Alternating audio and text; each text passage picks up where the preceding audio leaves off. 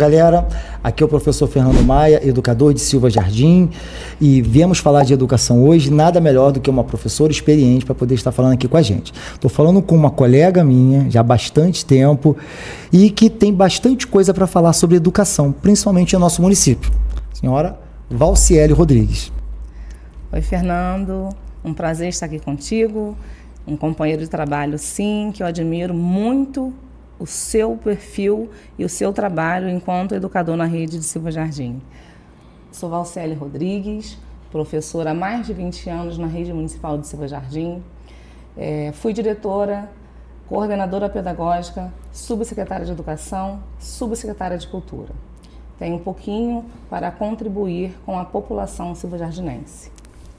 Tá certo. Então, professora, falando sobre educação, saiu há pouco tempo agora o resultado do IDEB nacional. Como é que a senhora conseguiu avaliar a nossa condição perante o IDEB, esse número que mede, né, a qualidade da educação básica? Então, Fernando, analisando os números de uma maneira geral, deu para perceber uma discrepância muito grande. O Rio de Janeiro é o segundo pior resultado no IDEB, segundo pior. E é a maior arrecadação. Então, eu percebo que não tem investimento adequado na educação. Não existe um investimento em políticas públicas para o ensino e políticas sociais. Não existe uma política pública voltada, de fato, para a educação em nosso estado.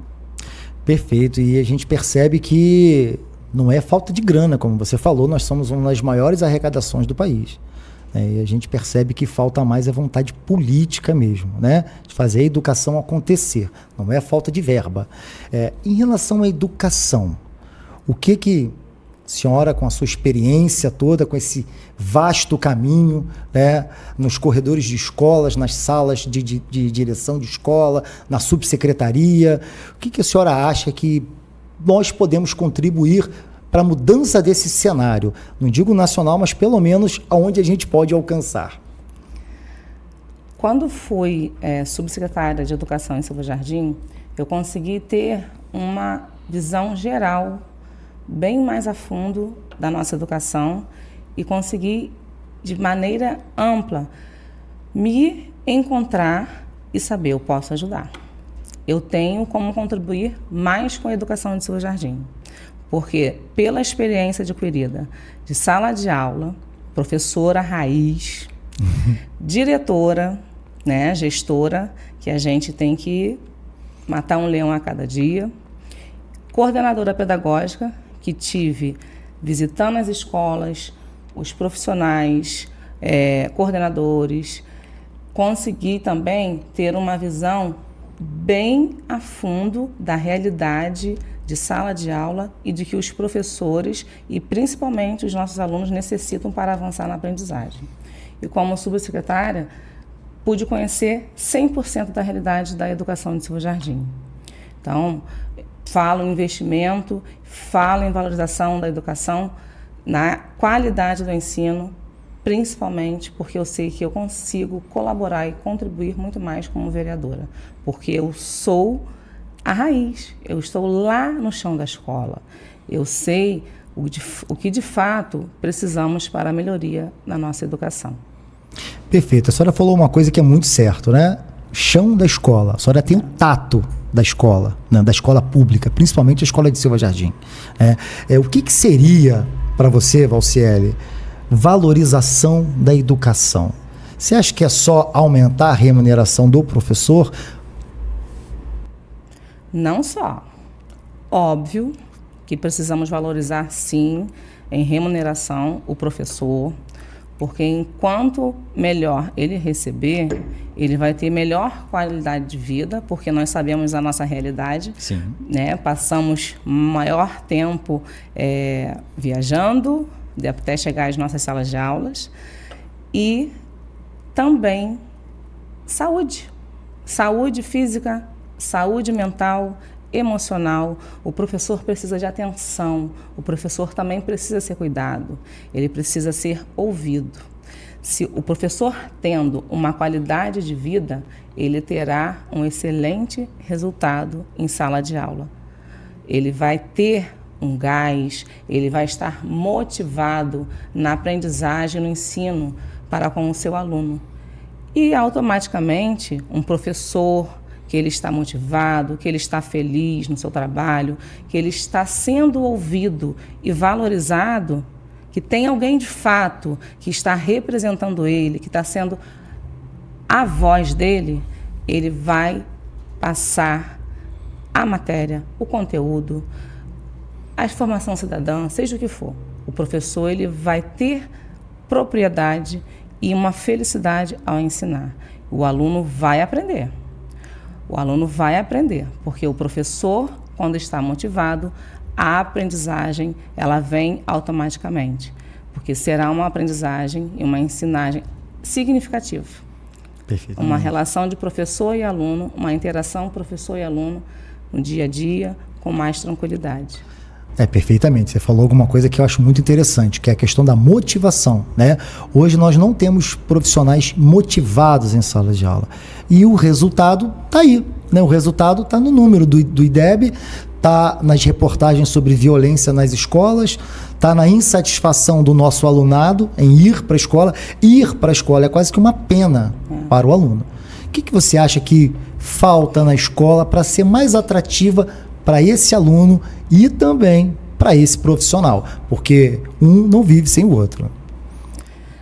Voltando um pouquinho, Fernando, para a motivação, nós passamos também em Silva Jardim por um período muito complicado em nossa educação.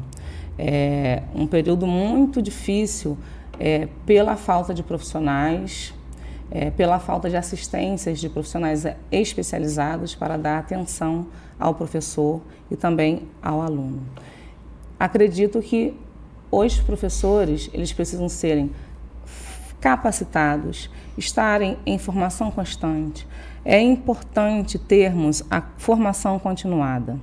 Nós termos encontros mensais, quinzenais, que seja por segmentos ou área, seja o que for, mas é importante a formação continuada, é importante que os professores se comuniquem, é importante que os professores troquem experiência, é importante a formação e capacitação desses profissionais.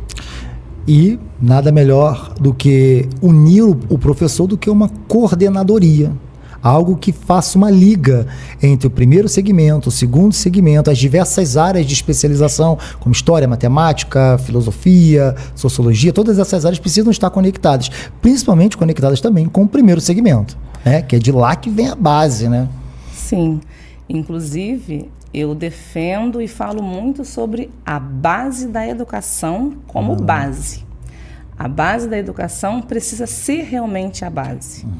Eu falo da primeira infância, eu levanto essa bandeira da primeira infância porque eu acredito e compreendo a importância da creche integral no desenvolvimento do bebê, da criança, de 1 a 3 anos de idade, na verdade 0, né, a 2 anos e 11 meses na creche integral, porque eles estão tendo uma motivação, desenvolvimento em várias áreas e a questão social também, que afeta muito lá na frente. E depois eles vão para a pré-escola, a educação infantil, dos 3 aos 5 anos. O aluno tendo uma base na educação infantil bem trabalhada, bem, como que eu posso dizer? Ele tendo uma eficácia nesse período da infância, onde ele vai desenvolver vários aspectos na sua vida emocional, cognitiva, ele vai ir para o ensino fundamental com uma base para ser bem alfabetizado. Isso, logicamente, vai ter um efeito na vida dele no primeiro segmento, no segundo segmento, no ensino médio, técnico, carreiras, empreendedorismos, né? Qual o caminho que ele quiser escolher. A alfabetização, como a senhora mesmo já mencionou, é a base, é o caminho solidificado ali, é o pavimento, é a rua onde ele vai caminhar. Perfeitamente.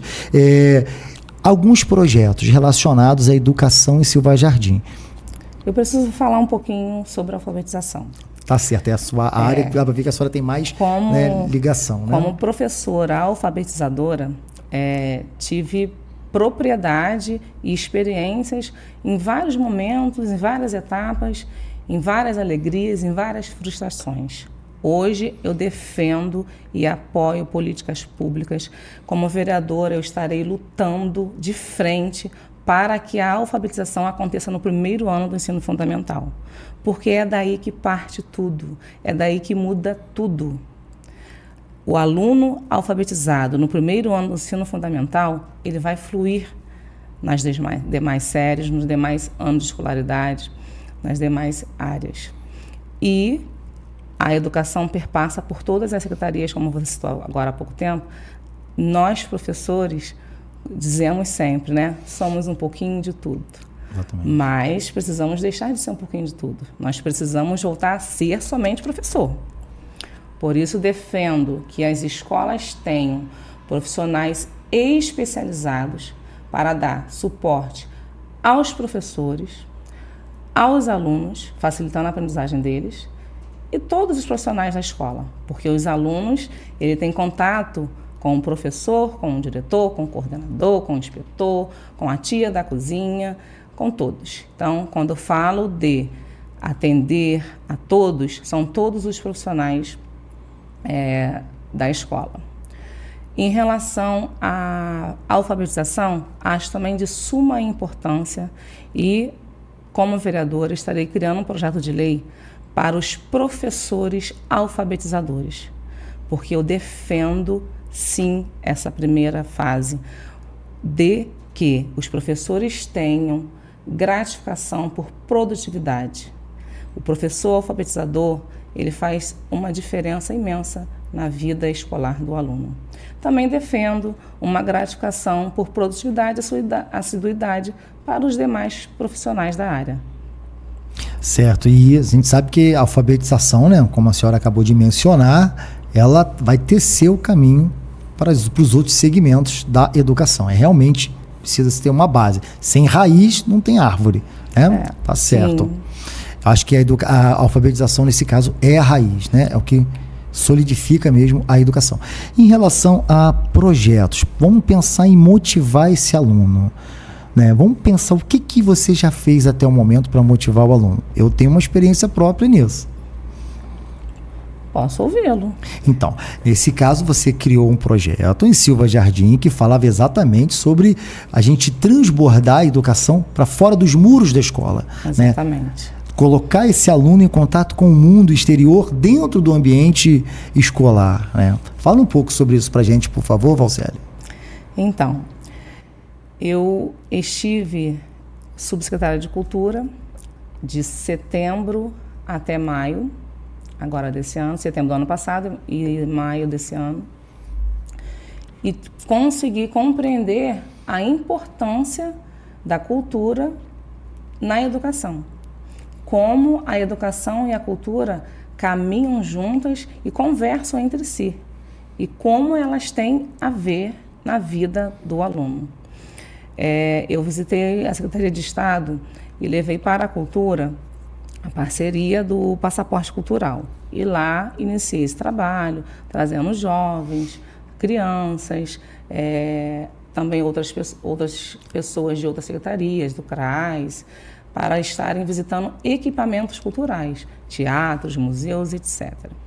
Aí, quando eu saí para a licença para concorrer ao pleito eleitoral, eu retornei para a minha secretaria de origem, que é a Educação, e, a convite do secretário, aceitei o desafio de interligar as duas secretarias, fazer esse trabalho, Cultura e Educação.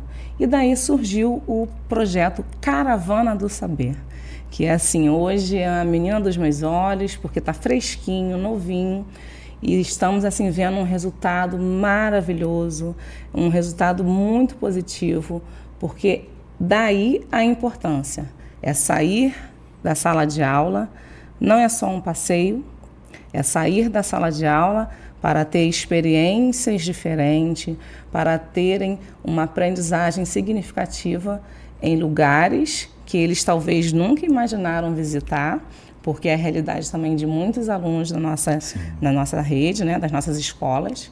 Então, o Caravana do Saber hoje proporciona os alunos estarem indo a teatro, a museus variados, sítio arqueológico, exército, marinha, aonde eles quiserem ir. Agora é só o professor agendar, o diretor fazer o contato, e isso está sendo muito positivo. Os alunos estão tendo, assim, sabe, um retorno muito bacana.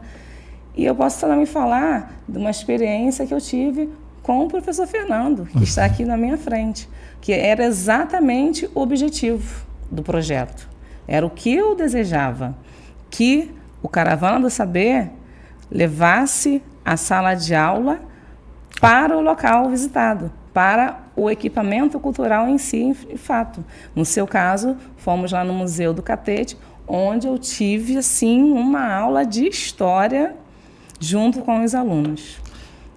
E o resultado dessa aula?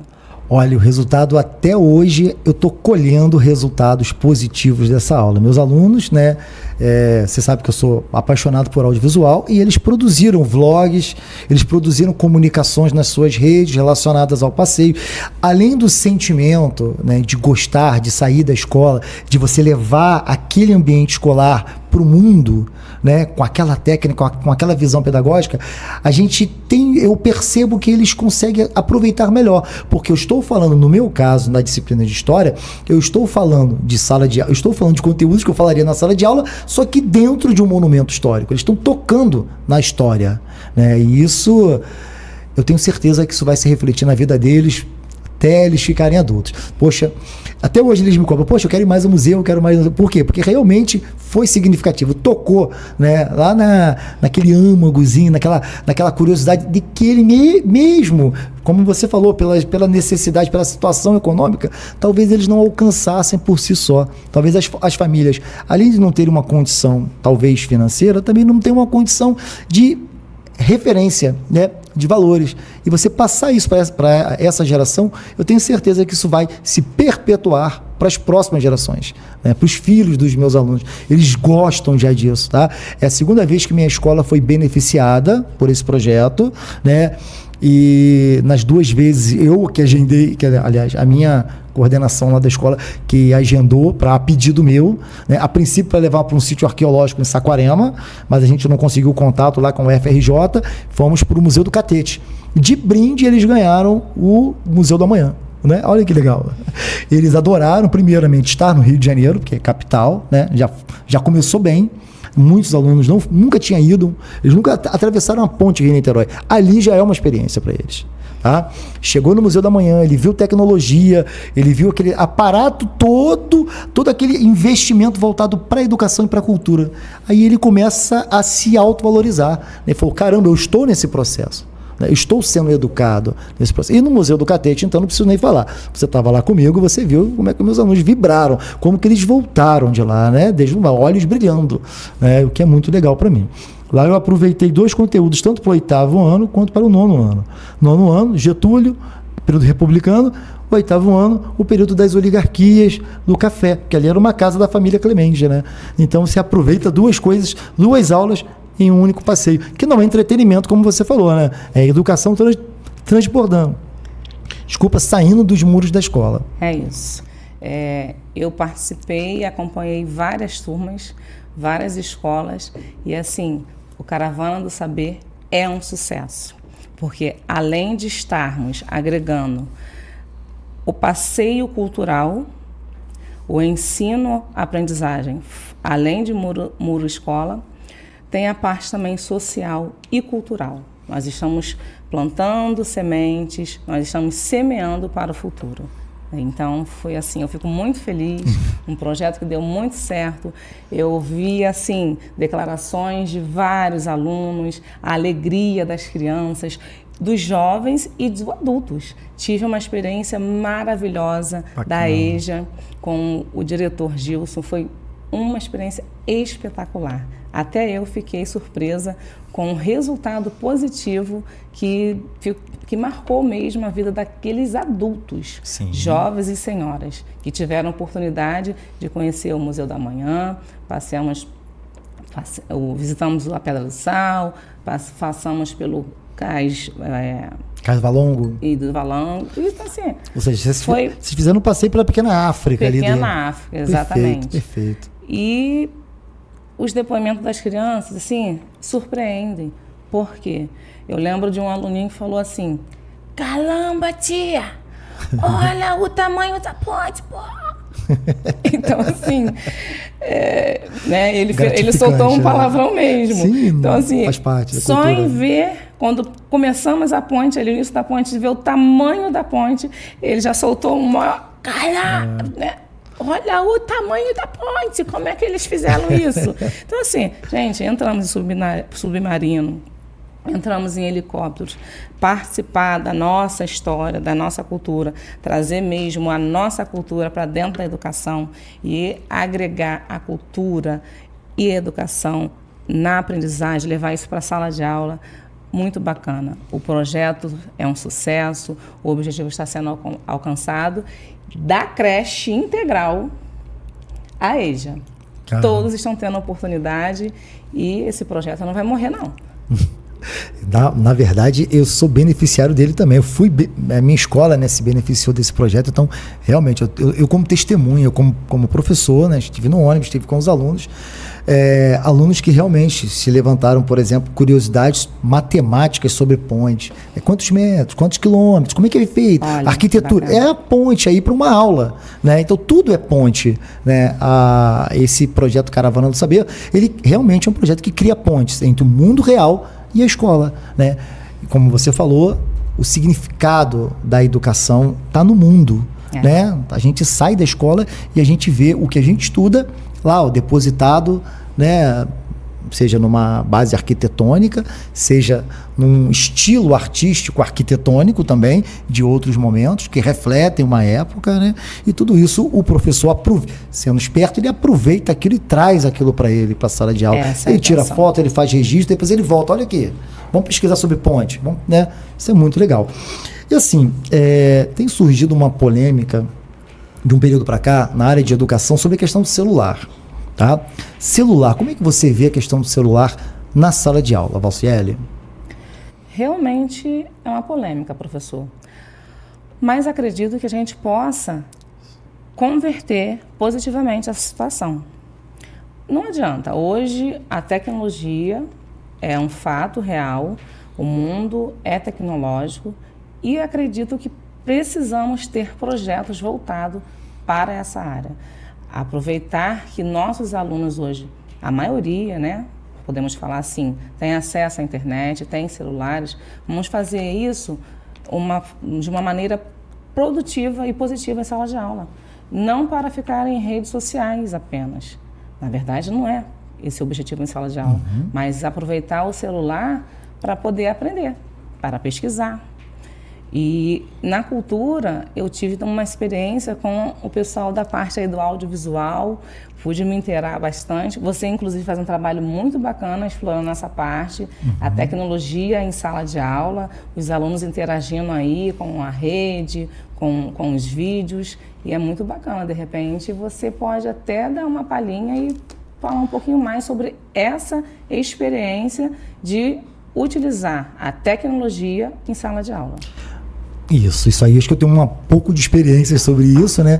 A gente já conseguiu levar a escola de Embaú em 2016 para fazer parte de um festival de curta estudantil. A gente não teve apoio, a gente foi com nossos carros mesmo. Carro da diretora na época, carro dos outros professores.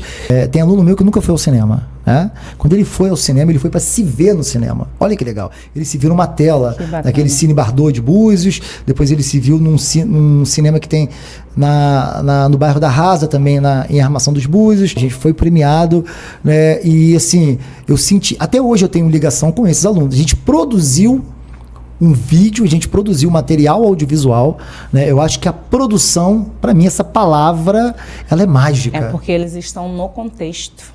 Eles estão produzindo, eles são os autores do produto. Então, isso tem um valor significativo muito grande. Falando em tecnologia, importantíssimo também falar que nós, professores, precisamos ser capacitados e formados nessa parte tecnológica. Hoje, a Silva Jardim avançou bastante, graças à nossa prefeita. Nós temos hoje computadores, nós temos internet nas escolas, temos um projeto também que veio em parceria do Estado, Escolas Conectadas, mas eu ainda percebo que precisamos investir na formação e qualificação dos profissionais, principalmente de professores, para estarem trabalhando, atuando mais efetivamente com os alunos, com essa parte aí tecnológica, de repente, vou falar, né, no professor Fernando, com projetos de audiovisual, mas sim, aproveitar sim projetos voltados para o ensino-aprendizagem, agregando a tecnologia. Exatamente. E como a gente já tinha conversado sobre isso, né, faz parte do seu plano, como você mesmo falou, oferecer essa formação para o professor, oferecendo também, logicamente, uma gratificação, né, para isso. Fala um pouco sobre esses projetos que você tem. Sim, como eu falei da gratificação para o professor alfabetizador, por produtividade, assiduidade, e para os professores também, em forma geral, o professor formando, se qualificando, estando em constante formação, né? Já fala, formação continuada. Não apenas na parte tecnológica, mas hoje é o maior desafio, né, que a gente encontra, é a nossa realidade no dia a dia, mas sim, projeto de lei que a gente possa estar, sim, e não acho difícil, acho muito possível, gratificar o professor por ele estar se qualificando para ensinar. Ele está se formando, fazendo a sua formação continuada, aprendendo para ensinar, porque é isso que a gente faz. A gente capacita, se qualifica, a gente estuda para ofertar o melhor para o nosso aluno. Então, é muito importante, sim, estarei defendendo essa pauta, que o professor, ele tem, sim, que ser remunerado com extra, não sei, aí a gente vê a maneira, mas é, sim, uma das prioridades de que o professor, ele seja gratificado pela sua qualificação, pela sua formação continuada. Por quê? Ele vai estar motivado para ensinar. Ah, Valcélia, mas é só a questão financeira? É claro que não. Porque se o professor, ele não sabe, ele não tem, não é culpa do professor também não, é porque agora o mundo é digital, nós estamos na era tecnológica e muitas pessoas não têm realmente essa habilidade. E hoje nós temos essa demanda dos jovens, de nossas crianças, que têm acesso, assim, facilitado. Desde bebê, praticamente, nós temos aí bebês que já têm celular, já mexem em tela. Então, nós precisamos, sim, de projeto que forme e capacite, qualifique esse professor para ele também fazer de maneira lá tecnológica, mais atrativa para o aluno. De repente, vai ser até um momento do aluno até... Óbvio que não será um momento todo de sala de aula. Isso aí a gente vê a questão pedagógica, didática, né? Tudo tem que passar por uma avaliação. Exatamente. Temos coordenações para isso, mas sim, é importante que o professor seja qualificado para ele trabalhar, associar e agregar aí positivamente a tecnologia em sala de aula. Exatamente. Eu posso dizer para você sabe tanto quanto eu, que nossos alunos hoje, eu posso dizer que 99,9% assiste vídeo, por exemplo, todos os dias. Por que não utilizar o produto audiovisual, a criação audiovisual, o vídeo para a sala de aula? Por que não? Se você cria um projeto que leva a sala de aula aos museus, por que não trazer o mundo tecnológico para a sala de aula? Eu acho que celular, como você falou, o custo é baixo, porque todos os alunos praticamente têm. Meus alunos têm celulares melhores que eu, né? Então, eles têm E sem contar que isso também pode até gerar uma renda aí no futuro para eles, quem sabe? Porque nós temos alunos aí que são, como é que fala? Influencer. Então, assim, se eles produzem conteúdos para a internet, para Instagram, para TikTok, né? Essas coisas aí dos jovens que eles sabem melhor que eu, têm mais propriedade. Sim. Então, eles podem, de repente, até realmente aprender e estarem preparados e aptos para, de repente, até futuramente, serem uns técnicos aí. Mas... Hoje nós temos muitas profissões voltadas para a área de internet e inteligência artificial, né? E eu acho que deixar os nossos alunos de fora disso, deixar os alunos da rede pública de fora é quase que um ato de covardia, né? Um ato triste, né? Você deixar um aluno excluído, é um ato de exclusão, uma exclusão digital, uma exclusão midiática.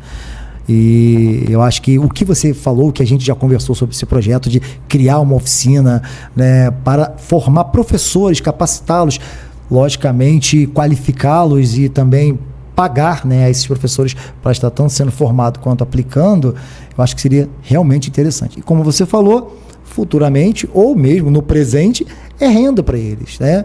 Hoje você tem muitas profissões que dependem de vídeo, de visualização de YouTube, de TikTok, ou até da parte publicitária. Tem alunos que fazem trabalhos com, como é que eu posso dizer, conteúdos publicitários. Assim, eu adoro, por exemplo, trabalhar com isso, né? Eu acho que se toda a rede tivesse essa qualificação, eu tenho certeza que o salto do IDEB seria bem maior, pelo menos no nosso município. Sim, se depender do professor Fernando, é um projeto que já vai fluir, mas eu, né, como pedagoga, não posso também deixar que a gente tem que ter uma cautela, é um assunto também que não é muito fácil de lidar, então a gente com certeza consegue, sim, achar um caminho e um meio para a gente estar atendendo positivamente essa questão de agregar a tecnologia em sala de aula. Exatamente.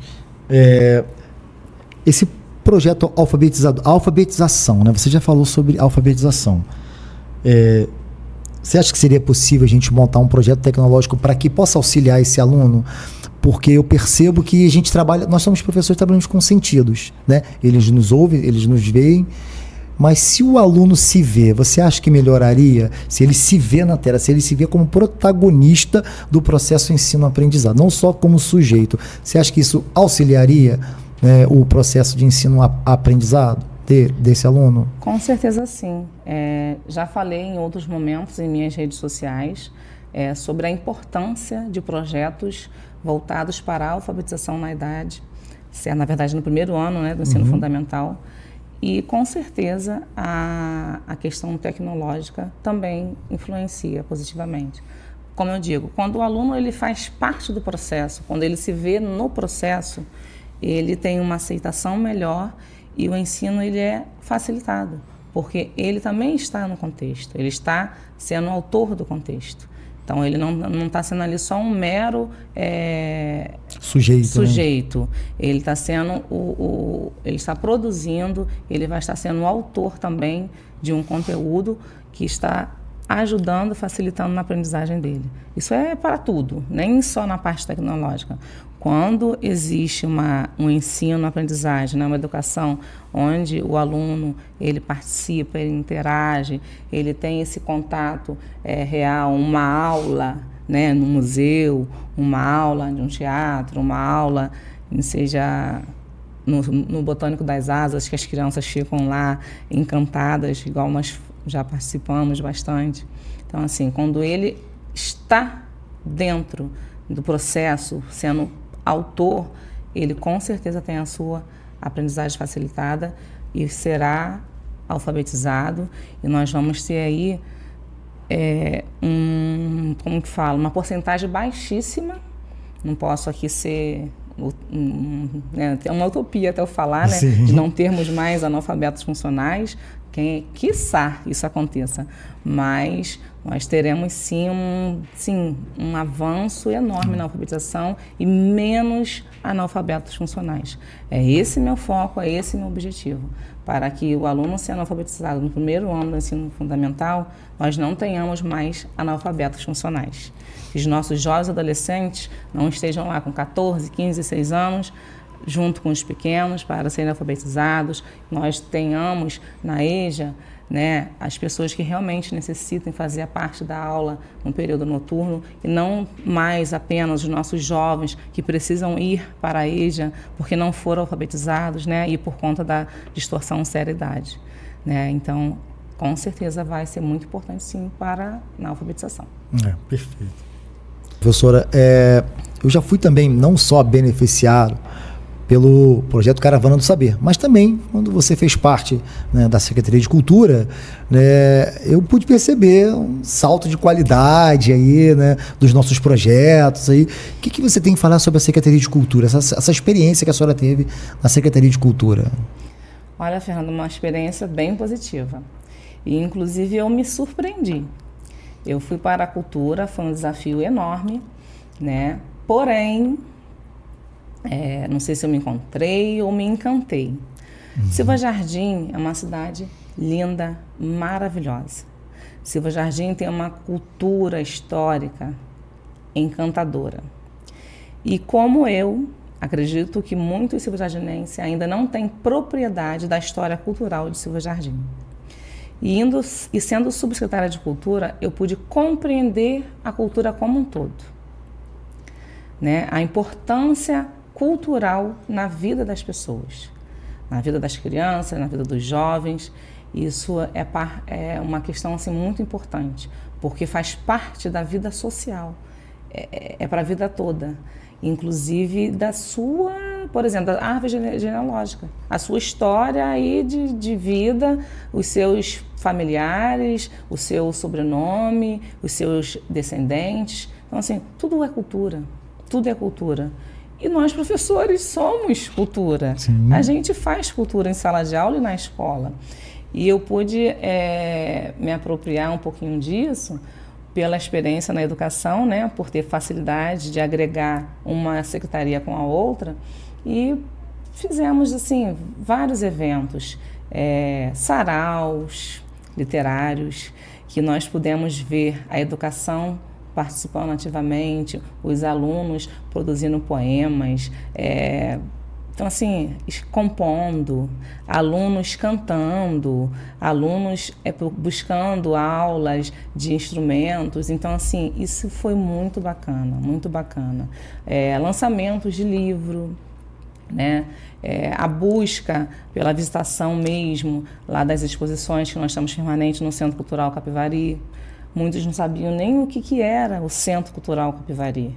Então, foi todo um trabalho também de incentivo. Eu falo que a cultura é cultural, é uma questão cultural. A gente precisa realmente estar incentivando, motivando. Por que tem uma exposição permanente de Antônio Silva Jardim lá? Muitos alunos ainda não sabem, muitos silvajardinenses ainda não sabem, né? Qual a importância de Zezé Macedo para a história de Silva Jardim? Qual a importância de Alfredo Bacher para a história de Silva Jardim?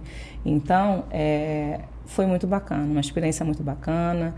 Nós tivemos feiras literárias, feira literária com culinária, nós tivemos o circo, nós tivemos contações de histórias. Então, foram bastante eventos culturais que puderam estar, assim, agregando também dentro do cotidiano escolar na aprendizagem dos alunos. Sem contar também na parte mesmo específica da parte da cultura, né, onde estive dando encaminhamento a outros processos, e um dos processos também assim, que eu acho muito importante, uma pauta muito importante, que eu venho levantando também essa bandeira, é sobre a lei do Sistema Municipal do Fundo Municipal de Cultura, né, que precisamos ter essa lei, nós precisamos ter o Fundo Municipal de Cultura e a reestruturação da Secretaria de Cultura. Isso é muito importante. E falo muito também sobre a valorização dos fazedores de cultura, né? E principalmente dos artistas locais. Eu apoio, levanto essa causa, essa bandeira, que hoje eu tenho propriedade, hoje eu conheço mais de perto, eu realmente... O circo é encantador, né? Muitos não sabem nem o que é circo. O teatro é uma ferramenta poderosa, sabe? É uma ferramenta tão poderosa e que também influencia positivamente no ensino, porque o teatro trabalha a expressão, a emoção, o cognitivo, tudo, a expressão corporal, visual. Então, assim, a cultura, ela faz parte do nosso dia a dia, né? A nossa vida também é a cultura. E a senhora tocou num ponto que é bem interessante, que é a necessidade de um fundo que venha amparar as atividades culturais. As atividades culturais produzidas em Silva Jardim, né? É interessante, porque cultura é bonito, é cognitivo, é estimulante, né? A cultura, em muitos casos, a gente tem de pessoas que deixaram de ir para um caminhozinho negativo. Por quê? Porque tiveram um incentivo cultural. Então, a cultura e a segurança pública também são conectadas. A cultura e a economia também. Porque a cultura também é geração de renda, né? Sim. A cultura gera renda, gera receita para o município. Sim. E principalmente melhora a vida de pessoas, não é isso? O que você tem a falar sobre a questão da geração de renda na cultura local? Como é que a gente pode contribuir para isso, professora? É o fomento mesmo da cultura local. É a estruturação da secretaria, é termos realmente um fundo de cultura para angariarmos fundo, é valorizar mesmo a cultura local e valorizar o artista local e fomentar mesmo os fazedores de cultura. Porque nós podemos, sim, estar explorando no bom sentido os nossos artistas, ao invés de estarmos, por exemplo, contratando, nada contra, contratando shows, por exemplo, de umas bandas menores da região, nós podemos estar fomentando esses artistas locais e estar também contratando, porque está gerando renda e, melhor, a renda vai ficar na cidade. Nós estamos aí também fazendo um trabalho social dentro da cultura. Além do fomento cultural, contratando os artistas locais, os fazedores de cultura locais, termos uma cultura viva mesmo em Silva Jardim, a gente também está gerando renda, porque o artista de Silva Jardim vai estar fazendo cultura em Silva Jardim e vai estar movimentando a renda em Silva Jardim. Exatamente. Nada melhor do que dar palco para os artistas que já vivem naquele palco ali, né? Eles já são eles são raízes desse município, né? Realmente, eu acho que eles merecem também, tá? Acho não, eu tenho certeza que eles merecem também, tá? Ali se apresentarem, porque isso gera também uma referência para, de repente, um aluno que, de repente, tem um pouquinho de talento, um pouquinho de curiosidade de conhecer o que é um poema, o que é, por exemplo, uma escultura, o que é o audiovisual, que também é a arte, é a sétima arte, né? Se ele se interessar, olha aí que legal, ele tem uma referência local, ele pode olhar, caramba, fulano de tal, olha como ele é talentoso, olha o que ele faz, sim, né? Sim. Por isso que a importância, essa luz para o nosso sim. artista local. Eu venho falando, batendo nessa tecla mesmo de que precisamos dar oportunidade para nossas crianças, jovens, adolescentes, adultos, para todos os cidadãos. A importância de terem a oportunidade de acesso à aula de violão, de piano, de balé, de teatro, de circo, seja o que for. Então, é um projeto, oficinas, de tudo. Na verdade, a gente vê a demanda local, né? Sim. Aula de capoeira, tudo isso nós precisamos levar para as comunidades de Silva Jardim, porque Silva Jardim é característico, né? É uma característica rural muito forte, localidade distante. Então, assim, levar a cultura também para os outros bairros de Silva Jardim, porque enquanto os alunos estiverem fora da sala de aula, eles podem estar ocupando também o seu tempo e a sua mente numa aula de dança, numa aula de música, por exemplo, numa aula de teatro. Nós tivemos uma experiência muito bacana com a escola da IL, em Rio das Ostras, onde nós visitamos uma casa de cultura lá e fomos em várias salas, em vários ambientes, mas quando as crianças entraram nas salas de instrumentos musicais, porque tínhamos aula de piano separado, de balé separado, de violão, de bateria, assim, a gente não conseguia nem conter, porque já tínhamos alguns alunos que têm experiência de tocar bateria, ou pela igreja, alguma coisa assim. Aquela luzinha. Nós precisamos ofertar isso para as nossas crianças. Nós precisamos de uma escola de música em Silva Jardim, por exemplo.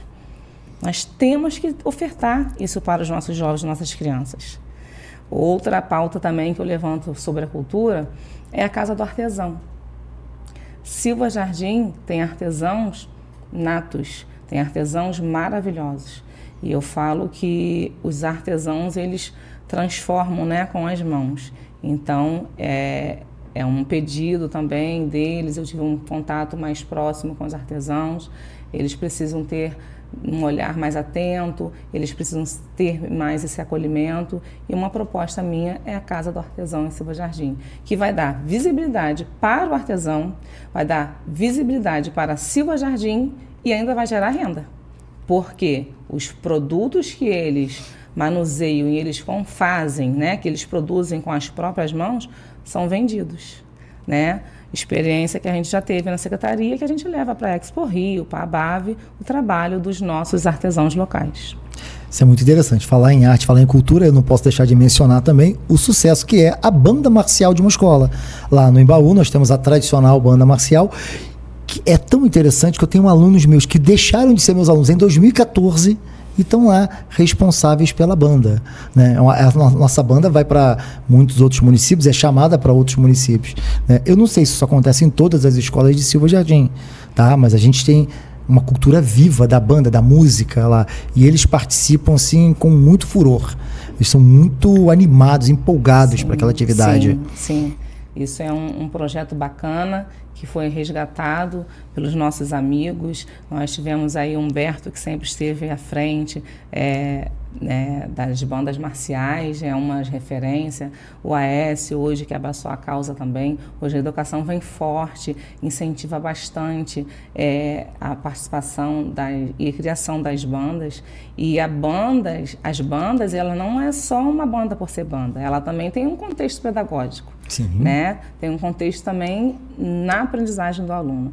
Aí, falando em banda, em instrumentos, eu me reporto à banda Honório Coelho, que hoje nós também temos um olhar voltado para a banda e sabemos a importância da Associação Dramática Honório Coelho, a importância que tem para Silva Jardim, a importância da banda Honório Coelho na vivência de Silva Jardim, na cultura histórica de Silva Jardim.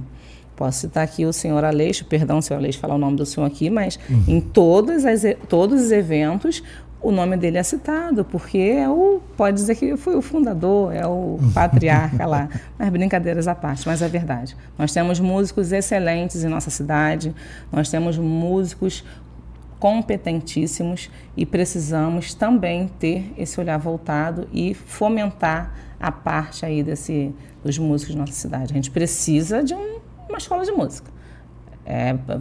Vamos trabalhar, vamos arregaçar as mangas e eu estou me colocando à disposição para a gente fomentar essa parte também. Perfeito.